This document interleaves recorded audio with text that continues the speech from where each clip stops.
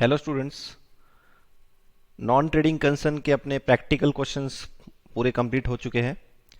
तो ऑब्जेक्टिव्स पूरे अभी अपन इस लेक्चर में कवर कर लेंगे। तो सबसे पहले बोर्ड के टेक्स्ट बुक में आपको पेज नंबर 111 निकालना है। 111 पेज नंबर पे फर्स्ट क्वेश्चन दिया हुआ है, select the most appropriate alternative from those given below. तो फिल इन द ब्लैंक्स है जिसमें आपको 4 ऑप्शंस दिए गए, उसमें से करेक्ट ऑप्शन आपको चूज करना है।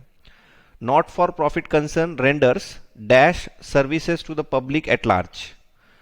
तो बच्चों, not for profit concern renders dash services to public at large, commercial, social, individual, group. तो इसका आंसर है social. Not for profit concern renders social services to the public at large. ठीक है। उसके बाद second point, donation for scholarship fund is a dash, it is a capital receipt, revenue receipt, capital expenditure, revenue expenditure. तो बच्चों इसमें सी और D तो point आ ही नहीं सकता, बिकॉज डोनेशन स्कॉलरशिप फंड के लिए मिला है अपने को, तो रिसीट में काउंट होना चाहिए। अब क्वेश्चन है कि कैपिटल रिसीट है या रेवेन्यू रिसीट है। तो बच्चों डोनेशन फॉर स्कॉलरशिप फंड बोल के दिया हुआ है, मतलब स्पेसिफिक डोनेशन है, स्पेसिफिक डोनेशन कैपिटल रिसीट में आएगा। और अगर यही डोनेशन खाली जनरल रहता था तो अपन रेवेन्यू रिसीट बोलते थे। तो donation for scholarship fund is a capital receipt. ठीक है, तो आंसर है A. Next third point, income and expenditure account is a dash account. बच्चों ऑप्शन में दिया हुआ है capital, real, personal, nominal.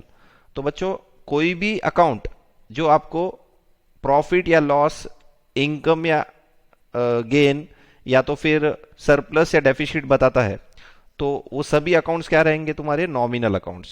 Nominal accounts, तो income and expenditure account is a nominal account. Receipt and payment account is a real account, because receipt and payment account जो है cash account है। ठीक है, it is a summary of cash account, तो it is a real account. चलो fourth point, outstanding subscription at the end of the accounting year represents. तो बच्चों ये तो अपन ने हर क्वेश्चन में किया है प्रैक्टिकल। आउटस्टैंडिंग सब्सक्रिप्शन अगर ईयर एंडिंग पे है तो वो क्या है, लाइबिलिटी है, एक्सपेंडिचर है, असेट है या कैपिटल फंड है। It is an asset. Outstanding subscription at the end of the accounting year is an asset. ठीक है। Next fifth point, subscription received in advance. बच्चों सब्सक्रिप्शन अगर एडवांस में मिला है during the accounting year is a, तो अगर मुझे करंट ईयर में सब्सक्रिप्शन एडवांस में मिला है नेक्स्ट ईयर के लिए, तो वो क्या है, इनकम है, एक्सपेंस है, असेट है या लाइबिलिटी है। तो इनकम एक्सपेंस तो हो नहीं सकते because it is an advance subscription. तो अब असेट है या लाइबिलिटी है, उसमें क्या डिसाइड करेंगे अपन, it is a liability, because outstanding subscription is an asset but subscription received in advance is a liability. ठीक है। Next six point, excess of income over expenditure is term as. तो बच्चों excess of income over expenditure is term as, मतलब excess क्या है यहाँ पे, income है, तो it is term as surplus. और इसका ही उल्टा भी क्वेश्चन आ सकता है, excess of expenditure over income is term as, तो फिर वहां पे क्या आंसर आ जाएगा, डेफिसिट। डेफिसिट आएगा, लॉस नहीं लिखना है। ठीक है, प्रॉफिट या लॉस जो है वो अपन प्रॉफिट कंसर्न बिजनेस के अंदर यूज करते हैं। जब नॉट फॉर प्रॉफिट कंसर्न की बात आएंगी तो अपन सरप्लस या डेफिसिट टर्म्स यूज करेंगे। Seven point, not for profit concern represent dash account instead of profit and loss account to know the results. Not for profit concern prepares dash account instead of profit and loss account. तो बच्चों profit and loss account के जगह पे अपन कौन सा account बनाते हैं, results find करने के लिए, नॉट फॉर प्रॉफिट कंसर्न का। तो that is income and expenditure, income and expenditure account. ठीक है। चलो next eight point, the closing balance of receipt and payment account usually represents. Closing balance of receipt and payment account, तो receipt and payment का closing balance क्या रहता है बच्चों, it is a cash and bank balance. बहुत बार अपन ने बाय बैलेंस कैरी डाउन को बैलेंस शीट में लिखते बोल के बोले थे। तो रिसीट एंड पेमेंट का क्लोजिंग बैलेंस क्या है, कैश एंड बैंक बैलेंस। ठीक है, बाकी ऑप्शंस देख लो, वो ऑप्शंस में आंसर नहीं दिखेगा आपको, क्लोजिंग स्टॉक, सरप्लस, डेफिसिट। चलो ninth, next ninth one, not for profit concern is also called dash organisation, service, trading, profit making, commercial. तो बच्चों इसका आंसर है service. Not for profit organisation is also called as service organisation. ठीक है। Next 10th number, expenditure on purchase of building is a dash expenditure. बच्चों expenditure on purchase of building is a कौन सा expenditure है? Purchase of building, it is a capital expenditure, it is a capital expenditure. तो कोई भी asset जब अपन purchase करते हैं ना, it is a capital expenditure, और कोई भी एक्सपेंसेस जब अपन पे करते हैं, it is a revenue expenditure. तो आंसर उसका क्या आएगा? ए। चलो उसके बाद नेक्स्ट क्वेश्चन है, राइट द वर्ड और term phrase which can substitute each of the following statement.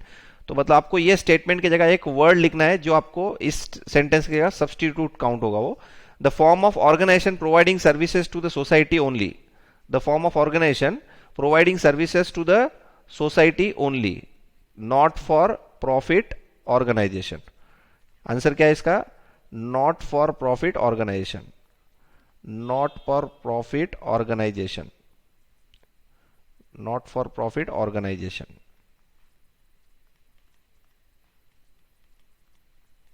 ठीक है, चलो उसके बाद an account which is prepaid by not for profit concern instead of profit and loss account. तो बच्चों इसका आंसर बोलो सेकंड नंबर का, it is income and expenditure account, income and expenditure account. ठीक है, चलो next third, donation received for specific purpose, donation received for specific purpose, it is a specific donation, specific donation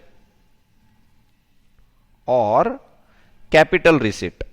इसको और एक नाम दे सकते हैं अपन, कैपिटल रिसिट। ठीक है, या तो कैपिटल रिसिट बोलो या तो specific donation. The receipt which are not recurring in nature, it is a capital receipt. ठीक है, जो रिकरिंग नेचर का रहता वो कौन सा रहेगा? Revenue receipt. और जो नॉन रिकरिंग नेचर का है वो क्या रहेगा? Capital receipt. Fifth point, N account which records only revenue items in case of not for profit concern.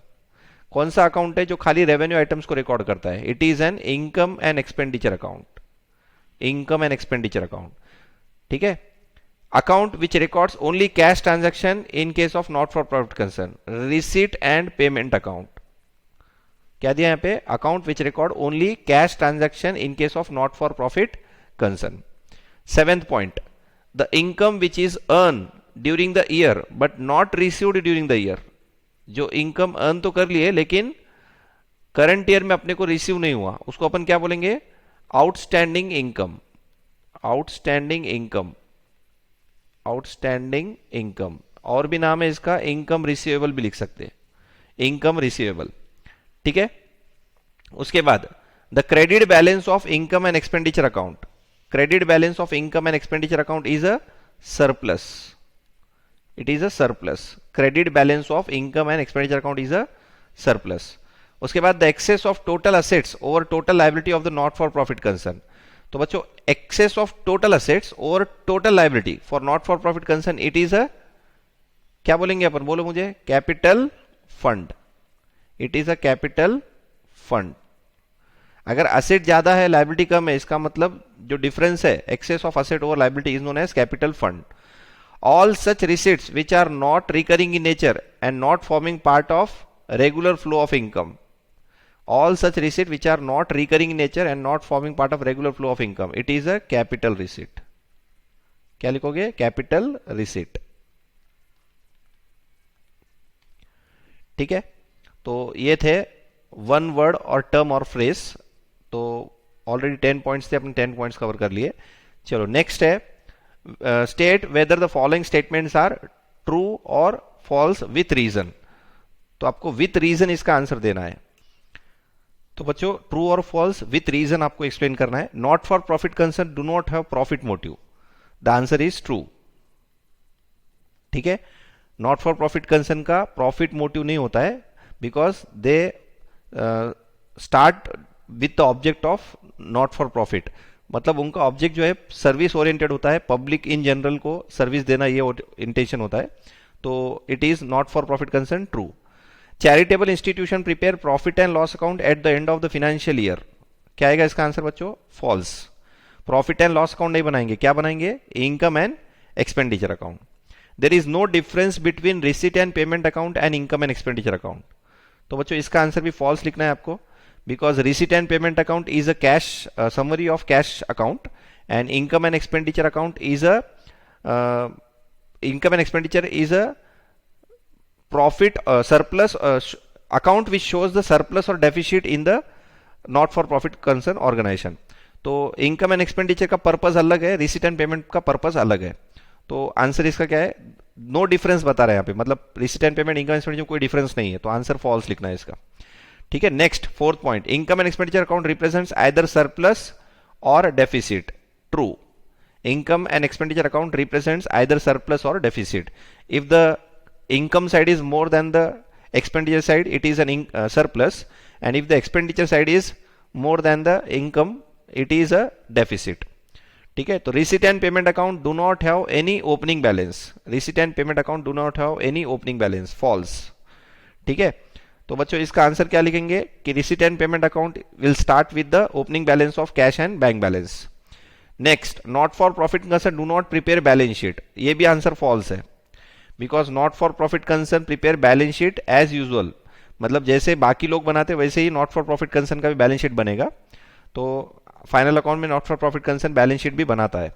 Purchase of sports equipment is a capital expenditure, purchase of sports equipment is a capital expenditure, true. Purchase of sports equipment is a capital expenditure, answer क्या है, true. Income and expenditure account is a real account, बच्चों इसका answer false है, income and expenditure is not a real account, it is a nominal account, but receipt and payment account is a real account. उसके बाद receipt and payment account contain only the transaction relating to current year, receipt and payment account contains only transaction relating to current year, false. ठीक है बच्चों, income and expenditure में जो है ना current year के ट्रांजैक्शंस रिकॉर्ड होते हैं, but receipt and payment account में कोई भी ईयर के रिकॉर्ड होते हैं, प्रीवियस ईयर के भी रिकॉर्ड होते हैं, करंट ईयर के भी रिकॉर्ड होते हैं, नेक्स्ट ईयर के भी रिकॉर्ड होते हैं। तो receipt and payment account does not consider the year of transaction to which it is related, just it takes into consideration actual receipt and actual payments of current year. ठीक है, तो कोई भी ईयर का रहने दो, रिसीट एंड पेमेंट अकाउंट उसको record करेगा अगर वो इस ईयर में उसका पैसा आया या पैसा गया तो। एक्सेस ऑफ असेट और liability is called as, excess of assets और liability is called as capital fund, तो आंसर क्या है इसका, ट्रू। एक्सेस ऑफ असेट्स और liability is called as capital fund. ठीक है, तो बच्चों अभी ये जो क्वेश्चन है ये वाला 10 नंबर का, इसका आंसर एक्चुअली कैपिटल आना चाहिए, सिर्फ कैपिटल, बट क्योंकि अभी ये not for profit concern chapter में अपन रीड कर रहे हैं ये क्वेश्चन को, तो इसके लिए इसका आंसर क्या लिखना है, ट्रू लिखना है। ठीक है, लेकिन एग्जाम में ऐसा नहीं आएगा, एग्जाम में आएगा एक्सेस ऑफ असेट और liability in case of not for profit concern is a dash या फिर इज अ कैपिटल फंड, तो आंसर उसका भी ट्रू रहेगा। तो यहाँ पे कैपिटल फंड बोल के आना चाहिए और income for not for profit concern भी आना चाहिए, क्योंकि यही क्वेश्चन अगर बाकी चैप्टर में आया, जैसा फाइनल अकाउंट में आया समझो, एक्सेस ऑफ असेट और liability is called as dash, तो आपको वहां पे कैपिटल बोल के लिखना है, कैपिटल फंड बोल के नहीं लिखना है। ठीक है, तो ये था तुम्हारा ट्रू और फॉल्स विथ रीजन। नेक्स्ट है fill in the blanks without option. Not for profit concern never is engage in dash activity, not for profit concern जो है वो never engage in dash activity, कौन सी एक्टिविटी में engage नहीं होते, commercial activities. ठीक है, कमर्शियल एक्टिविटी में एंगेज नहीं होते नॉट फॉर प्रॉफिट कंसर्न। तो बच्चों not for profit organisation never engage in commercial activity, और इसको ट्रेडिंग एक्टिविटी लिख सकते हैं अपन, कमर्शियल एक्टिविटी और ट्रेडिंग एक्टिविटी, ट्रेडिंग एक्टिविटीज। ठीक है, not for profit organisation is called dash organisation, it is called as service organisation, not for profit concern is called as service organisation. Next, receipt and payment account falls under the category of real account. ठीक है, receipt and payment account falls under the category of real account. In receipt and payment account the summary of dash transactions are recorded, बच्चों cash transactions, the receipt and payment account is a summary of cash transactions are recorded. Income and expenditure account is similar to the dash account of trading concern, profit and loss account. तो similar है, income and expenditure account is similar to P&L account of trading concern, same नहीं है।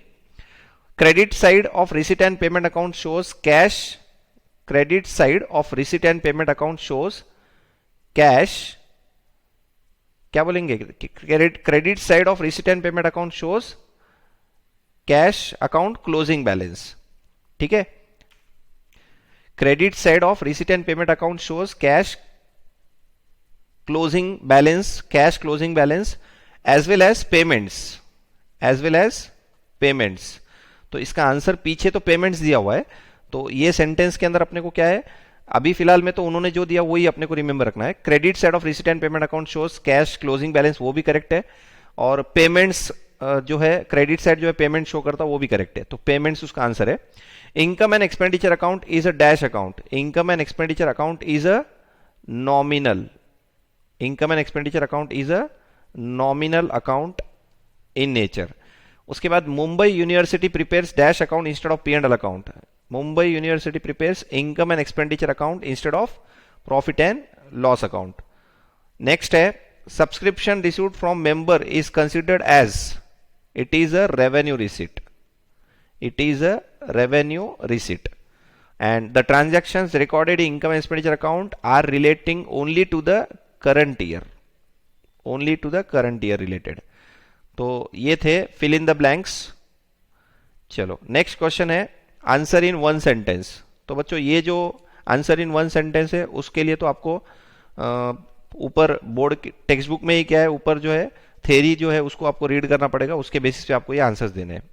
तो one sentence में आपको इसके answers देने हैं, तो ये वाला पार्ट जो है आपको ऊपर थ्योरी पढ़ के इसके आंसर्स देने पड़ेंगे, ठीक है। अगर हो सके तो आप क्या करो, असाइनमेंट के बुक में इसके नोटबुक में आंसर भी लिख लो। एक सेंटेंस में आंसर देना है, मतलब आपको ऐसे बड़े बड़े पैराग्राफ नहीं लिखना है, 1 मार्क का क्वेश्चन है तो 1 सेंटेंस में इसको आंसर देना है आपको, ठीक है। चलो उसके बाद complete the table, complete the table. तो इसमें सबसे पहले यहाँ पे कुछ अमाउंट्स दिए वाले, इनकम, एक्सपेंडिचर, सरप्लस और डेफिसिट। तो बताओ बच्चों मुझे, इनकम अगर 10,000 है तो एक्सपेंडिचर कितना होगा अगर 5,000 का डेफिसिट है तो यहाँ पे आंसर कितना आएगा 15,000। तो 15,000 के एक्सपेंडिचर, 10,000 की इनकम, तो ऑटोमेटिकली 5,000 का क्या आएगा डेफिसिट। 8,000 रुपीज इनकम है, एक्सपेंडिचर कितना होगा अगर 4,000 रुपीज का सरप्लस आ रहा है, तो एक्सपेंडिचर हो जाएंगे 4,000 के। तो income minus expenditure is equal to surplus, 4,000 का सरप्लस आ जाएगा। उसके बाद इनकम कितनी होगी, एक्सपेंडिचर 15,000 है तो सरप्लस कितना हुआ 8,000। तो सरप्लस अगर 8,000 है और एक्सपेंडिचर 15,000 है तो क्या करेंगे बोलो बच्चों मुझे, यहाँ पे 23,000, 23,000 माइनस 15,000 करेंगे तो 8,000 सरप्लस आ गया। उसके बाद 7,500 इनकम है और एक्सपेंडिचर है 9,000, तो बच्चों एक्सपेंडिचर ज्यादा है तो 1,500 का क्या आ जाएगा, 1,500 का डेफिसिट, 1,500 का डेफिसिट, ठीक है। और 15,000 का इनकम है और 11,300 का एक्सपेंडिचर, तो यहां पे 3,700 का क्या आ जाएगा, 3,700 का सरप्लस, 3,700 का सरप्लस, ठीक है। तो कंप्लीट द टेबल, इस तरह से अपने को ये इक्वेशन है, income minus expenditure is equals to surplus if positive and deficit if negative. तो अगर निगेटिव आंसर आया तो डेफिसिट और पॉजिटिव आंसर आया तो सरप्लस, आइदर दोनों में से एक आएगा, सरप्लस या तो डेफिसिट, दोनों में से एक आएगा। तो if the answer is negative deficit, if the answer is positive surplus, तो दोनों में से और डाल दो वहां पे, ठीक है। तो ये इक्वेशन बन गया, income minus expenditure is equals to surplus oblique bracket में डेफिसिट, ठीक है। Next, salary paid during the year, second table उन्होंने दिया है, salary paid during the year, total अपने को अमाउंट दिए वाले यहाँ पे, और प्रीपेड या आउटस्टैंडिंग यहाँ पे उसके बारे में दिया हुआ है, और ₹100 और एक्सपेंडिचर फॉर द ईयर। हाँ, तो ये क्या है बच्चों, इसके लिए अपन एक इक्वेशन नीचे लिखेंगे, salary paid, salary paid minus prepaid, minus prepaid plus outstanding is equals to expenditure, ठीक है। सैलरी एक्सपेंडिचर ये आ जाएगा। तो बच्चों यहाँ पे ये इक्वेशन में अपन क्या करेंगे, अमाउंट्स पुट करेंगे। जैसा यहाँ पे प्रीपेड दिया है 100 प्रीपेड है, यहाँ पे प्रीपेड फाइंड करना है अपने को, यहाँ पे प्रीपेड फाइंड करना है, यहाँ पे भी प्रीपेड फाइंड करना है, यहाँ पे अपने को आउटस्टैंडिंग का अमाउंट दिया है, फाइंड क्या करना है, एक्सपेंडिचर फाइंड करना है। आउटस्टैंडिंग का अमाउंट दिया है, क्या फाइंड करना है, कितना पेड करे वो फाइंड करना है, आउटस्टैंडिंग का अमाउंट फाइंड करना है। तो सिंपली अपने को जो क्वेश्चन मार्क है इसके अंदर वो अपने को फाइंड करना है। तो बच्चों सैलरी पेड, पहला मैं लिख रहा हूं 1100, 1100 का सैलरी पेड है, माइनस माइनस प्रीपेड है क्या है 100, उसके बाद आउटस्टैंडिंग है क्या, प्रीपेड होने की वजह से आउटस्टैंडिंग कुछ भी नहीं है, इज इक्वल्स टू एक्सपेंडिचर कितना आएगा, तो 1100 माइनस 100 कितना आ जाएगा 1000 रुपीज एक्सपेंडिचर, तो यहां पे लिख लो 1000 एक्सपेंडिचर। ठीक है, उसके बाद 2700 बच्चों 2700 पेड है, 2700 पेड, उसमें प्रीपेड कितना है पता नहीं है अपने को, प्रीपेड तो फाइंड करना है अपने को, तो प्रीपेड फाइंड करना है, प्लस आउटस्टैंडिंग जीरो है, outstanding zero is equals to 2000, तो बच्चों 2000 मतलब प्रीपेड अपने को फाइंड करना है, 2000 एक्सपेंडिचर है, 2700 पेड है, तो यहां पे क्या अमाउंट आएगा जिसे 2000 आंसर आना चाहिए, तो यहां पे आंसर आएगा 700 रुपीज, 700 रुपीज प्रीपेड। ठीक है, क्योंकि 2700 में से 700 लेस कर देंगे तो 2000 आ जाएगा। चलो उसके बाद नेक्स्ट, उसके बाद नेक्स्ट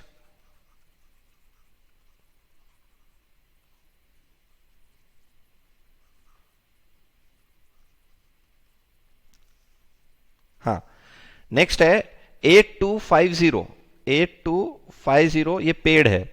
ठीक है, और कितना प्रीपेड है वो अपने को फाइंड करना है, ये फाइंड करना है, आउटस्टैंडिंग जीरो है, इज इक्वल्स टू 6650,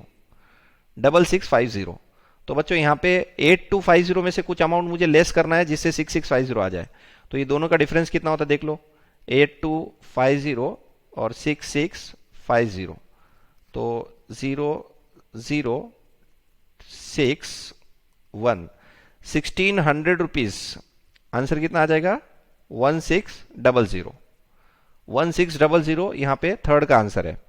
चलो ठीक है, नेक्स्ट नेक्स्ट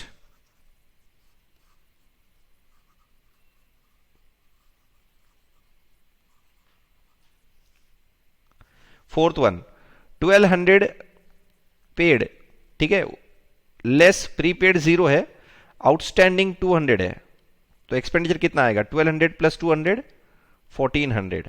ठीक है, तो आंसर है इसका 1400, इसका आंसर है 1400। उसके बाद फिफ्थ नंबर, पेड कितना है फाइंड करना है अपने को, माइनस प्रीपेड जीरो है, प्लस आउटस्टैंडिंग 600 है, और टोटल एक्सपेंडिचर 5100, तो बच्चों 5100 में से 600 लेस कर दो तो ये आंसर आ जाएगा, कितना आ रहा है देखो 4500, तो ये आएगा 4500, 4500, और 1800 पेड है, 1800 पेड, आउटस्टैंडिंग फाइंड करना है, मतलब प्रीपेड जीरो है, आउटस्टैंडिंग फाइंड करना है, और अमाउंट आउटर में है 2200, तो बच्चों 1800 प्लस क्या करेंगे तो 2200 आ जाएगा 400, तो इसका आंसर है 400, 400। तो इस टाइप के एग्जाम में क्वेश्चंस आपको पूछ सकते हैं जिसमें आपको क्या करना है, पर्टिकुलर ट्रांजैक्शन, पर्टिकुलर जो ये अपने को इक्वेशंस दिए उसको सॉल्व करना है। तो ये इक्वेशन लिख के रख लो, कोई भी एक्सपेंसेस के लिए इक्वेशन क्या है, paid plus paid minus prepaid plus outstanding is equals to expenditure. कोई भी एक्सपेंसेस के लिए, यहां पे सैलरी एग्जांपल है, तो कोई भी एक्सपेंसेस का रूल क्या है कि expenses paid minus prepaid expenses plus outstanding expenses is equals to expenditure. ठीक है, और एक इक्वेशन दिया हुआ है यहां पे रेंट से रिलेटेड,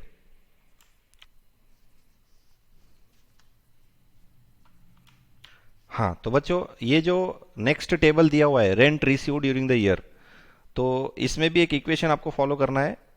क्या इक्वेशन रहेगा, rent received, rent received less less advance, less advance plus accrued, plus accrued is equals to income, rent income is equals to rent income. तो अब इस इक्वेशन में आप क्या करो, ये अमाउंट्स पुट करो और जो क्वेश्चन मार्क है उसके अमाउंट फाइंड करना है। जैसा पहला ही क्या है 1300 रुपीज का रेंट रिसीव्ड है, तो 1300 minus received in advance 200, 200 less कर दो यहाँ पे, और एक्रूड कुछ है नहीं जीरो कर दो, तो इनकम कितना आएगा 1300 माइनस 200 कितना 1100, तो पहले का आंसर क्या आ जाएगा 1100, 1100। नेक्स्ट क्वेश्चन मार्क है, रेंट रिसीव्ड कितना है वो फाइंड करना है, ठीक है। और एडवांस रेंट है 400 एडवांस रेंट, प्लस एक्रूड 0 है, और 1400 रुपीज़ का क्या है, इनकम 1400 का। तो क्या करेंगे बच्चों, ये जो 400 ये उधर लेके जाएंगे तो प्लस हो जाएगा, तो सिंपली 1800 रुपीज़ का आंसर है, 1800 1800, ठीक है। तो बस आगे के भी 4 क्वेश्चंस आप क्या करो, इसी इक्वेशन में सॉल्व करो।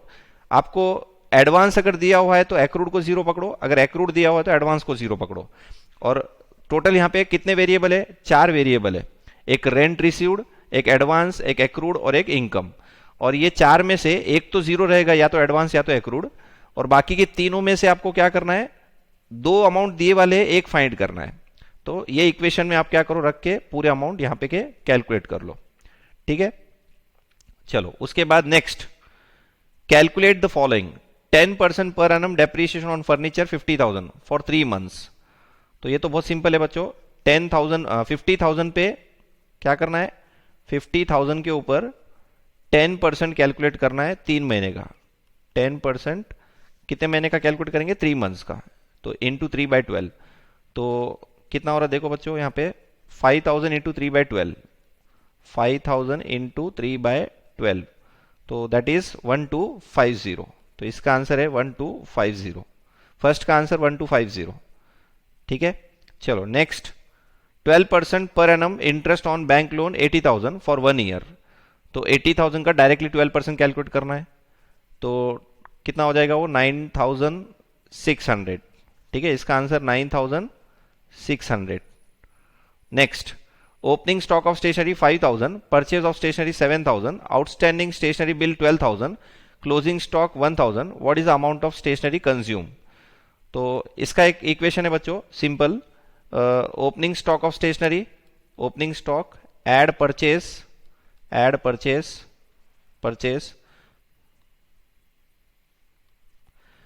उसके बाद add outstanding bill if any, outstanding bill अगर कुछ होगा तो वो ऐड कर लो, और लेस क्लोजिंग स्टॉक। तो इस इक्वेशन में आप क्या करो, ये चारों भी अमाउंट लिख दो और उसका कैलकुलेट करके अमाउंट निकाल लो। तो 5,000 प्लस 7,000 12,000, प्लस 12,000 24,000, माइनस 1,000, तो आउटर अमाउंट आएगा 23,000। तो आंसर आ जाएगा थर्ड का 23,000। उसके बाद salary 10,000, outstanding salary 5,000, calculate the salary to be debited to income and expenditure account. तो simply salary plus outstanding salary कितना हो जाएगा, 15,000। तो आंसर फोर्थ का क्या आ जाएगा, 15,000। Library books rupees dash less 10% depreciation 5,000, that is goes to 45,000। तो बच्चों लाइब्रेरी बुक्स कितने के रहेंगे, 50,000 के। तो 50,000 के ऊपर अगर आप 10% डेप्रीशिएशन माइनस करोगे 5,000, तो आउटर में 45,000 आ जाएगा, ठीक है। तो इस तरह से उसको सॉल्व करना है। एंड लास्ट क्वेश्चन है, find out odd one out. तो इनमें से अपने को क्या करना है, ऑड वन अपने को फाइंड करना है। तो बच्चों यहाँ पे trading account, profit and loss account, receipt and payment account और बैलेंस शीट, तो ये 4 टर्म दिए हुए हैं, अपने को ऑड वन फाइंड करना है। तो बच्चों trading account, P&L account, balance sheet तो अपन ट्रेडिंग कंसर्न के बिजनेस में भी बनाते, तो रिसीट एंड पेमेंट अकाउंट इसका आंसर है, ठीक है। फर्स्ट का आंसर क्या है, odd one out, receipt and payment account. Machinery, furniture, computer, salary, बच्चों ये मशीनरी असेट है, फर्नीचर असेट है, कंप्यूटर असेट है, सैलरी यहाँ पे आंसर रहेगा। तो यहाँ पे ऑड वन फाइंड करना है, मतलब आपको 4 में से ऐसा कौन सा है जो डिफरेंट है वो आपको सेलेक्ट करना है। Subscription, stationery, interest received, locker rent received. तो बच्चों सब्सक्रिप्शन इनकम है, इंटरेस्ट रिसीव्ड इनकम है, लॉकर रेंट रिसीव्ड इनकम है, स्टेशनरी एक्सपेंडिचर है, तो यहाँ पे आंसर है stationery. Next fourth point, Reliance Industries, Vena Vidya Mandir, Lakshmi Hospital, Manoj Sports Club. तो बच्चों यहाँ पे रिलायंस इंडस्ट्रीज आंसर है, बिकॉज वो कमर्शियल एक्टिविटी मतलब ट्रेडिंग बिजनेस है। और surplus, deficit, net profit, capital fund, तो यहाँ पे आंसर है net profit, because surplus, deficit और कैपिटल फंड जो है वो अपन नॉट फॉर प्रॉफिट कंसर्न में यूज करते हैं, नेट प्रॉफिट नहीं करते, ठीक है। तो ये जब क्वेश्चन सॉल्व करेंगे तो आपको नॉट फॉर प्रॉफिट कंसर्न के एंगल से नहीं सोचना है, इन चारों में से कौन से 4 बिट्स जो दिए वाले इसमें से कौन सा ऑड वन आउट है वो फाइंड करना है, ठीक है। तो ये एंगल से कभी भी नहीं सोचना है कि नॉट फॉर प्रॉफिट कंसर्न से रिलेटेड क्या क्या है, ठीक है। जैसा अभी यहाँ पे trading account, profit and account, balance sheet दिया था, तो अपन नॉट फॉर प्रॉफिट कंसर्न के एंगल से नहीं सोचना है। यहाँ पे रिसीट एंड पेमेंट अकाउंट एकदम ऑड वन है यहाँ पे, तो इसको अपन आंसर ट्रीट कर लिए थे, ठीक है। तो ये है पूरे तुम्हारे objectives not for profit concern के। ठीक है, तो नेक्स्ट चैप्टर अपन नेक्स्ट लेक्चर में स्टार्ट करेंगे। तो जब तक के लिए आप इसको वापस से एक बार ऑब्जेक्टिव्स पूरे अच्छे से पढ़ लेना और असाइनमेंट के क्वेश्चन सॉल्व करना है आपको। ठीक है, थैंक यू।